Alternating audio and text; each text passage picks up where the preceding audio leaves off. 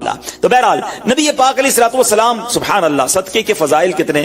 نبی پاک علیہ الصلوۃ والسلام فرماتے ہیں بے شک صدقہ کرنے والوں کو صدقہ قبر کی گرمی سے بچاتا ہے، اور بلا شبہ مسلمان قیامت کے دن اپنے صدقے کے سائے میں ہوگا. جب سایہ نہیں ہوگا، جب بہت گرمی ہوگی، جب بڑی تپش ہوگی، سوچو صدقہ کرنے والا کتنا خوش نصیب ہے. اور وہ اور خوش نصیب ہے جو روزانہ کچھ دنوں کے بعد جب موقع ملتا ہے دیتا ہی رہتا ہے. میرا سایہ بڑا ہو جائے، میں اس گرمی میں کہیں تپش پہ مارا نہ جاؤں. اگر اس نیت سے صدقہ دو کہ مولا کریم قیامت کے دن کی گرمی سے بچا لیجیے، تو انشاءاللہ صدقہ دینے کا لطف بھی اور آئے گا. یا الہی گرمی محشر سے جب پھڑکے بدن، دامن محبوب کی ٹھنڈی ہوا کا ساتھ ہو. یا الہی جب زبانیں باہر آئے پیاس سے، ساقی کوثر شہے جود و عطا کا ساتھ. اے میرے بیچے اسلامی بھائیوں، صدقہ دینے میں بڑی جس کو کہنا خوشی دلی کے ساتھ آگے بڑھ بڑھ کر ان موقعوں سے فائدہ اٹھانا چاہیے. صدقہ عمر میں اضافے کا بھی باعث بنتا ہے. جی ہاں، بڑا کمال کا واقعہ ہے. حضرت عیسیٰ علیہ السلام کے زمانے میں ایک دھوبی تھا، لوگوں کے کپڑے آپس میں تبدیل کر دیتا تھا. تو لوگوں نے حضرت عیسیٰ علیہ السلام کو اس کے بارے میں بتایا کہ حضور یہ بندہ بڑا گڑبڑ بندہ ہے، سب کے کپڑے ملا دیتا ہے، تو آپ جو ہے اس بندے کے لیے کچھ کیجئے.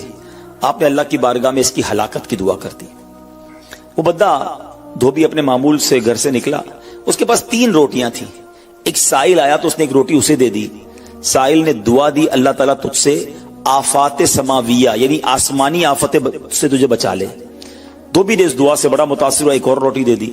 اس سائل نے دعا کی کہ اللہ تعالیٰ تجھے جملہ آفتوں سے محفوظ رکھے.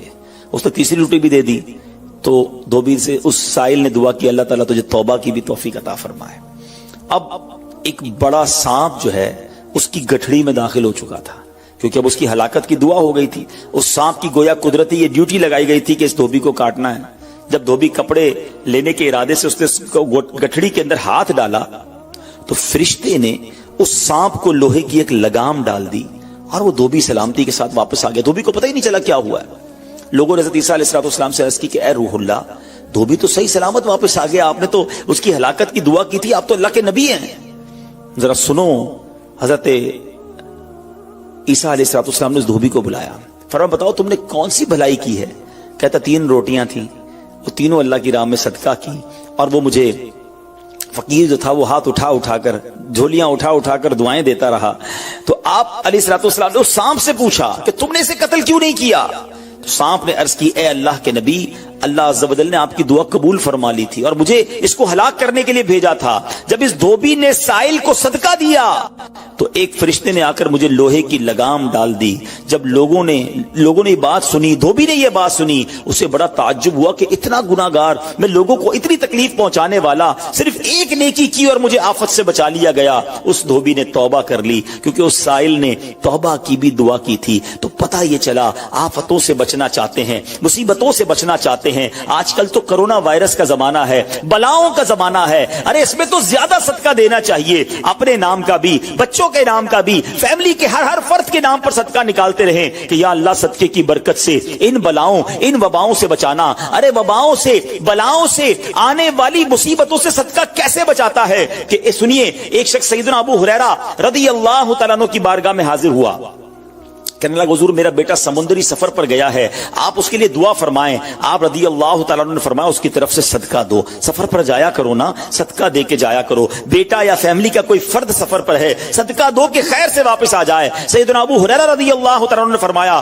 سمندری سفر پر ہے اس کے لیے صدقہ دو. اس وقت سمندر میں موجیں اٹھ رہی تھیں. یہاں باپ اور حضرت ابو ہریرہ رضی اللہ تعالیٰ عنہ میں گفتگو ہو رہی ہے، عین اسی وقت ادھر سمندر میں موجیں اٹھ رہی تھی، جہاز ڈوبنے کے قریب تھا. ادھر اس کے والد نے اللہ کی راہ میں صدقہ دیا اور وہاں کہنے والے کو کہتے ہوئے سنا گیا اے سواروں تمہارے لیے سلامتی ہے، بے شک اللہ تعالیٰ نے فدیہ قبول فرما لیا. بیٹا سفر سے واپس آیا، اپنے والد کو سارا واقعہ سنایا کہ جہاز موجوں میں تھا، قریب تھا کہ ڈوب جاتا، مگر پھر ایک ندا آئی کہ تمہارے لیے جو صدقہ دیا گیا ہے وہ قبول کر لیا گیا ہے. تو اے میرے بیچے اسلامی بھائیوں، میں نے آپ کو احادیث بھی سنائی ہیں، آپ کو واقعات بھی سنا رہا ہوں کہ صدقہ بلاؤں کو ٹال ٹالتا ہے, صدقہ بیماریوں کو ٹالتا ہے. آپ میں نبی پاک علیہ الصلوۃ والسلام کی زبانی ایک خوبصورت واقعہ آپ کو سناتا ہوں. پیارے آقا علیہ الصلوۃ والسلام نے ہی یہ واقعہ صحابہ کرام کو سنایا. واقعہ کیا ہے؟ میرے آقا فرماتے ایک عورت کے منہ میں لقمہ تھا, کھانا کھا رہی تھی,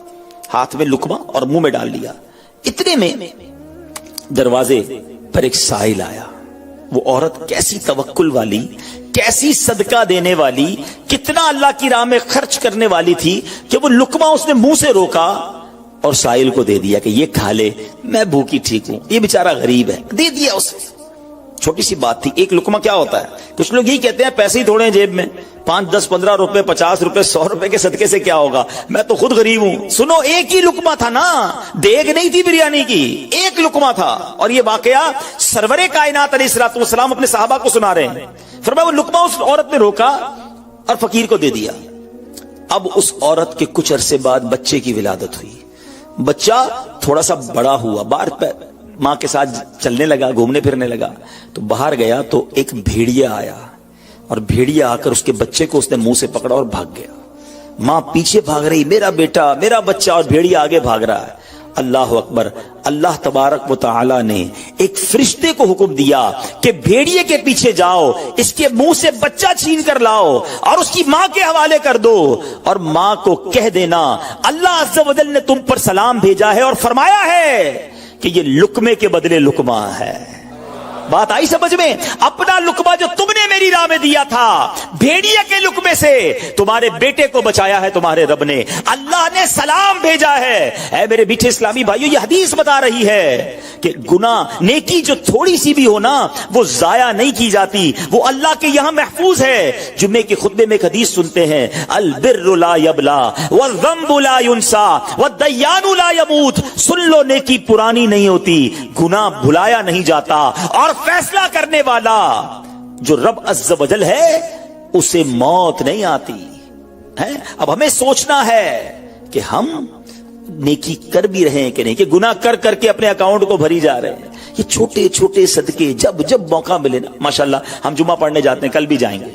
مسجدوں میں ہم نے دیکھا ہوگا مسجد کا ڈبہ آتا ہے سامنے, کچھ نہ کچھ ڈال دیا کرو اس نیت کے ساتھ یار تھوڑے اور جمع کرا دوں اپنی آخرت میں, تھوڑے اور اپنے پیسے جمع کرا, تھوڑے اور آگے چلے جائیں. اور یہ میں ایسے ہی خود نہیں کہہ رہا, سبحان اللہ. میں آپ کو بڑی خوبصورت 2-3 حدیثیں سناتا ہوں. پہلے تو یہ سمجھیے کہ آج کل دنیا میں اور آپ یہ چاہتے ہیں کہ ہمارے جو پیسے ہیں نا سیکیور رہیں. آج کل بڑا عجیب معاملہ, اچانک آگ لگ جاتی ہے, کسی کے پیسے چوری ہو جاتے ہیں, لوگ پریشان رہتے ہیں, سیکیورٹی مل جائے. ٹھیک ہے, تو میں آپ کو ایک حدیث سنانے جا رہا ہوں. نبی پاک علیہ الصلوۃ والسلام فرماتے ہیں, اللہ کے حبیب علیہ الصلوۃ والسلام فرماتے ہیں کہ رب عز و جل فرماتا ہے, یعنی یہ حدیث قدسی ہے. اللہ فرماتا ہے, اے ابن آدم, اپنے خزانے میں سے میرے پاس کچھ جمع کر دے, اپنے پیسوں میں سے کچھ پیسے میرے پاس جمع کر دے. میں حدیث کا خلاصہ عرض کر رہا ہوں. نہ جلے گا, نہ ڈوبے گا, نہ چوری کیا جائے گا. سنو کیسی سیکیورٹی ہے. انشورنس آج کل لوگ کراتے ہیں جس میں بعض اوقات حرام انشورنس ہوتی ہے. میں آپ کو سبحان اللہ ایک ایسی گارنٹیڈ مدنی انشورنس بتا رہا ہوں کہ رب فرما رہا ہے, اللہ فرما رہا ہے, اپنا مال میرے پاس جمع کرا دے, نہ جلے گا, نہ ڈوبے گا, نہ چوری ہوگا. اور اللہ فرماتا ہے میں اس وقت تجھے پورا بدلہ دوں گا جب تو اس کا زیادہ ضرورت مند ہوگا. کون سا وقت ہوگا وہ؟ قیامت کا دن, جب بچہ ماں کے پاس جائے گا نا, ماں ایک نیکی دے دے, ماں پھنس گیا ہوں, ایک نیکی چاہیے. ماں اس ایک نیکی میں بھی بیٹے کی مدد نہیں کرے گی. ماں جائے گی اولاد کے پاس کہ بیٹا میرا ایک گناہ لے لو. اولاد کہے گا ماں سے کہ نہیں, میں تمہاری مدد نہیں کر سکتا. باپ بیٹے کی ہیلپ نہیں کرے گا. ایسا حال, مگر کون حامی ہوگا؟ اللہ اکبر. میرے اعلیٰ حضرت سے پوچھو, فرماتے ہیں رضا ان کے سوا رضا کوئی حامی نہیں جہاں. کہاں؟ قیامت کے دن کیا ہوگا؟ ان کے سوا رضا کوئی حامی نہیں جہاں. گزرا کرے پسر پہ پدر کو خبر نہ ہو. بیٹے پہ گزرے گی, باپ بھی جواب نہیں دے گا. ذرا تصور کریں, امیجن کریں, قیامت کا دن ہوگا, کسی کا نامہ اعمال تولا جا رہا ہو اور ایک نیکی کی وجہ سے وہ پھنس جائے. گناہ ایک زیادہ ہے, پلڑا بالکل ایک نیکی کی وجہ سے نیچے ہے. کتنا یاد آئے گا کہ کاش تھوڑا اور صدقہ کر دیتا, کاش 2 رکعت نفل پڑھ لیتا. نفل چھوڑ دیتے ہو نا, نفل ہی ہے نا, درود نہیں پڑھتے, ذکر الہی نہیں کرتے, چھوٹی چھوٹی نیکی سمجھ کر چھوڑتے ہو. اگر یہ چھوڑتے وقت خیال آئے نا کہ کہیں ایسا نہ ہو کہ وہی ایک نیکی کم پڑ گئی اور میں اللہ نہ کرے جہنم میں نہ ڈال دیا جاؤں.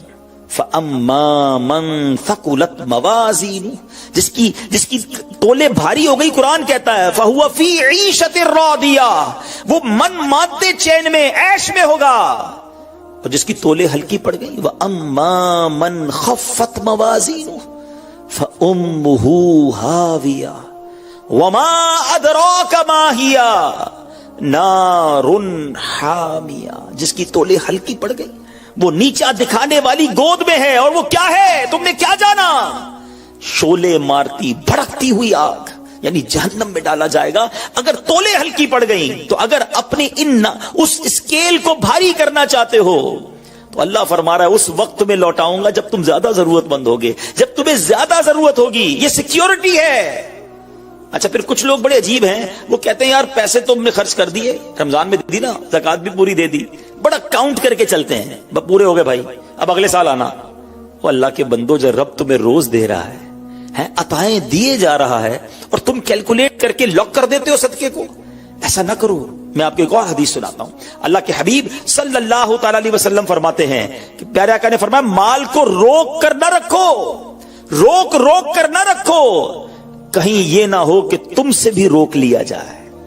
ہاں ہمارے لیے تو نہیں روکا جا رہا نا. مثال کے طور پہ دکاندار بیٹھے ہوں گے یا بزنس کمیونٹی کے لوگ بیٹھے ہوں گے، آپ کا مثال کے طور پہ مہینے کا 1 لاکھ روپے کا خرچہ ہے. کبھی کبھی ایسا بھی ہوتا ہے پہلے 2-3 دنوں میں 1 لاکھ روپے ہو جاتے ہیں پورے.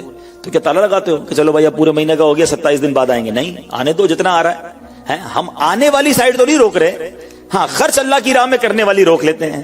جب وہ دینے میں نہیں روک رہا تو تم اللہ کی راہ میں خرچ کرنے میں نہ روکو. میں حدیث سنا رہا ہوں کہ روک کر خرچ نہ کرو، روک کر نہ رکھو، کہیں یہ نہ ہو کہ تم سے بھی روک لیا جائے. ایک دوسری روایت میں کہ نبی پاک علیہ الصلوۃ والسلام نے فرمایا خرچ کرو، گن کر نہ رکھو، کہیں یہ نہ ہو کہ اللہ بھی تمہیں گن کر نہ دے، کہیں یہ نہ ہو کہ اللہ بھی تمہیں گن کر دے. اور بچا کر نہ رکھو، کہیں ایسا نہ ہو کہ اللہ بھی تم سے بچا کر رکھنے لگے. ادھر سے رک گیا نا، عطائیں رک گئی تو کہاں جائیں گے آپ؟ دیکھیں اچھا آج کے دور میں تھوڑا سا آپ سروے کر لیں، جتنے لوگ آپ کو صدقہ خیرات چیریٹی کرنے والے، کھانا کھلانے والے، آپ کو جو لوگ ملیں گے نا، آپ دیکھیں ان کا سرمایہ بڑھ ہی رہا ہوتا ہے، ان کا مال میں اضافہ ہی ہو رہا ہوتا ہے، کیونکہ اللہ پاک انہیں دنیا میں بھی نواز رہا ہوتا ہے. تو ہے میرے میٹھے اسلامی بھائیوں، پھر کتنی چیزیں آپ دیکھیں کہ بچ رہی ہیں، بلاؤں سے بچ رہے ہیں، آفتوں سے بچ رہے ہیں، رزق میں اضافہ، بری موت سے بچاؤ، قیامت کے دن اپنے صدقے کے سائے میں بندہ رہے، دنیا میں مال میں اضافہ، یعنی بینیفٹ ہی بینیفٹ ہے، فائدہ ہی فائدہ ہے اللہ کی راہ میں خرچ کرنا. اور سچی بات یہ ہے کہ یہ بریلینٹ کمال کی انویسٹمنٹ ہے کہ جو آپ کو ملے گی. اچھا دنیا میں لوگ معاذ اللہ ثم معاذ اللہ سود پر پیسے دیتے ہیں، حرام جہنم میں لے جانے والے کا پیسے دیتے ہیں اور وہ بڑھا کے دیتے ہیں، ہے نا، بینک میں رکھواتے ہیں، ادھر سے بڑھ جاتے ہیں. جہاں غیر شرعی کام ہے میں اس کی بات کر رہا ہوں. تو کبھی بھی ایسے منافع کی طرف نظر نہیں ہونی چاہیے، کیونکہ سود پر کام کرنے والا یہ اللہ سے جنگ کرتا ہے. اللہ مجھے آپ کو ہماری نسلوں کو حرام روزی سے بچائے، فقط حلال روزی عطا فرمائے. مگر آؤ میں آپ کو ایک ایسی انویسٹمنٹ بتا رہا ہوں جس میں اضافہ بھی ہوگا، اور ایسا اضافہ ہوگا کہ دنیا میں کوئی آپ کو ایسا منافع نہیں دے گا. اور یہ میں نہیں کہہ رہا، حدیث پاک کا مفہوم ہے. ہم جب صدقہ کرتے ہیں نا، میرے اور آپ کے ہاتھ سے نکلتا ہے. اللہ کے حبیب علیہ الصلوۃ والسلام فرماتے ہیں، جس کا مضمون ہے کہ جب صدقہ بندے کے ہاتھ سے نکلتا ہے، ہاتھ سے نکلتے ہی اللہ کے دستے قدرت میں چلا جاتا ہے، اور اللہ تمہارے صدقوں کو پالتا ہے جیسے تم جانور کو پالتے ہو. چھوٹا بچڑا ہوتا ہے، چھوٹا جانور ہوتا ہے، آہستہ آہستہ بڑا ہوتا ہے نا.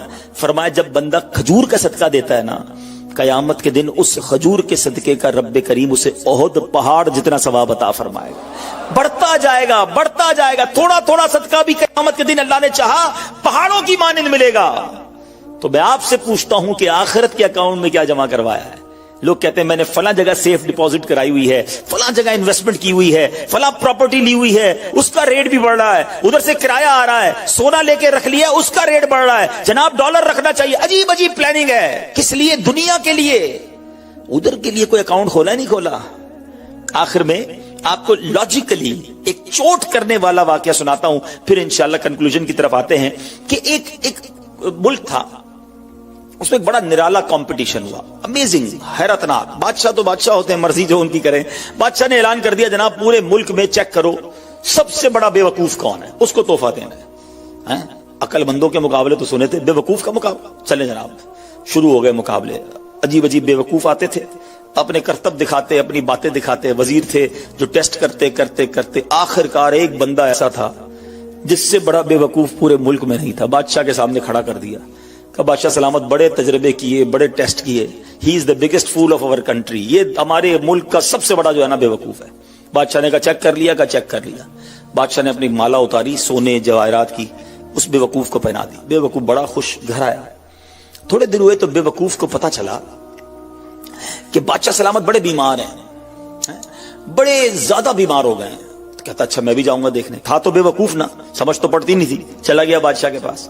کہا بادشاہ سلامت کیا حال ہے آپ کے، سنائیے، سنا ہے بڑے بیمار ہو گئے ہیں. بادشاہ بہت زیادہ بیمار تھا، آخری لمحات تھے. کہتا ہے بس اب تو اس جہان کو چھوڑ کر جا رہا ہوں. اچھا، بے وقوف کہتا ہے بادشاہ کو اچھا آپ کہیں اور جا رہے ہیں؟ کہاں جا رہے ہیں؟ اس کو یہ بھی نہیں پتا تھا کہ مرنا بھی ہوتا ہے، بے وقوف جو تھا. تو بادشاہ کہتا ہے میں اس دنیا کو چھوڑ کے دوسری دنیا میں جا رہا ہوں. اچھا، تو بادشاہ سلامت یہ بتائیے کہ ادھر میں دیکھتا ہوں آپ کا بہت بڑا محل ہے، بیوٹیفل بیڈ رومز ہیں، شاندار مکان ہے، جدھر جا رہے ہیں ادھر مکان بنا لیا آپ نے؟ تو بادشاہ کہتا نہیں، ادھر تو میں نے جھوپڑی بھی نہیں بنائی ہے. اچھا بادشاہ سلامت میں دیکھتا ہوں آپ کے پاس بہت پیسے ہیں، بڑا مال ہے، آپ تو بانٹتے بھی سونا ہی ہیں، سونے کے جواہرات کے ڈھیر لگے ہوئے ہیں آپ کے پاس، جدھر جا رہے ہیں ادھر پیسے بھجوا دی نہیں بھجوائے؟ تو بادشاہ کہتا ہے میں نے تو وہاں پوٹی کوڑی بھی نہیں بھجوائی ہے. اچھا بادشاہ صاحب میں دیکھ رہا ہوں آپ کے آس پاس بڑے خادم خادمائیں، کنیز غلام ہیں، ہر طرف آپ کے خدمت گار ہیں، جدھر جا رہے ہیں ادھر کچھ غلام کنیز خادمہ بھجوائے نہیں بھجوائے؟ بادشاہ کہتا ہے ادھر تو کوئی خادم نہیں ہوگا. اس بے وقوف نے بڑی کمال کا کام کیا. اس نے وہ مالا اتاری اور بادشاہ کے گلے میں پہنا دی. کہا حضور پھر مجھ سے بڑے بے وقوف تو آپ ہوئے نا، آپ کو پتا ہے آپ کہیں اور جا رہے ہیں، آپ کو پتا ہے اس دنیا سے آپ کسی اور دنیا میں جا رہے ہیں، نہ گھر بنایا، نہ پیسے بھجوائے، نہ خادم بھجوائے، کرو گے کیا ادھر؟ بس تو یہ حکایت ہے، مگر سچ بتاؤ یہ کتنی بڑی چوٹ ہے. شاید جتنے لوگ مجھے یہاں سن رہے ہیں سب گھر میں ہی رہتے ہیں، جھوپڑی میں یا روڈ پہ کوئی نہیں سوتا ہوگا. دنیا میں جو مجھے سن رہے ہیں بہت سو کے پاس مکانات ہیں، مگر کیا جنت میں گھر بن گیا؟ ادھر سے تو جانا ہی ہے نا، تھوڑے ہی دن رہ گئے. جی ہاں تھوڑے ہی دن رہ گئے. ہمیں نہیں پتا کہ آج کا دن اور آج کی رات بھی زندہ رہیں گے کہ نہیں، لیکن جیسے ہی آنکھیں بند ہوئی، جیسے ہی سانسیں ختم ہوئی، ادھر کیا ہے میرے پاس؟ ادھر تو گھر میرا نہیں، پرایا ترکا. کیا کہتے جیسے ہی میری اور آپ کی آنکھیں بند ہوں گی نا، حساب کتاب شروع ہو جائے گا. یہ بیٹے کو کتنا ملے گا، بیٹی کو کتنا ملے گا، بیوی کو کتنا، جناب رشتہ دار سارے حساب کتاب لے کے بیٹھ جائیں گے. میرا کچھ بھی نہیں بچنا. بلکہ کتابوں میں لکھا کہ جب انسان مرتا ہے نا، قبر میں جاتا ہے، تو گھر والے کہتے ہیں میت نے پیچھے کیا چھوڑا، فرشتے کہتے ہیں میت نے آگے کیا بھیجا ہے. بتاؤ نا کیا بھیجا ہے ادھر گھر ریڈی ہے کہ نہیں؟ ادھر کچھ پیسے، ادھر کوئی ڈپوزٹ، جو اللہ فرما رہا ہے اپنا خزانہ میرے پاس جمع کروا، میں تجھے لوٹاؤں گا، میں نے جمع کروایا کہ نہیں؟ یہ سوچنے والی بات ہے. یہ سب ادھر رہ جائے گا. کتنا کھا لوں گا میں، کتنا پہن لوں گا، جو بڑا ہوا وہ ادھر ہی رہ جانا ہے. ادھر بھیج دوں کیونکہ وہاں اکیلا ہوں گا، میرے اعمال تولے جائیں گے اور مجھے پتا ہے گناہ ہی گناہ ہے، خطائیں ہی خطائیں ہیں. مارا جاؤں گا، پکڑا جاؤں گا، اگر اللہ صدقہ قبول کر لے، کچھ نیکیاں ایسی کر جاؤں جو آخرت کے اکاؤنٹ میں جمع ہو جائیں.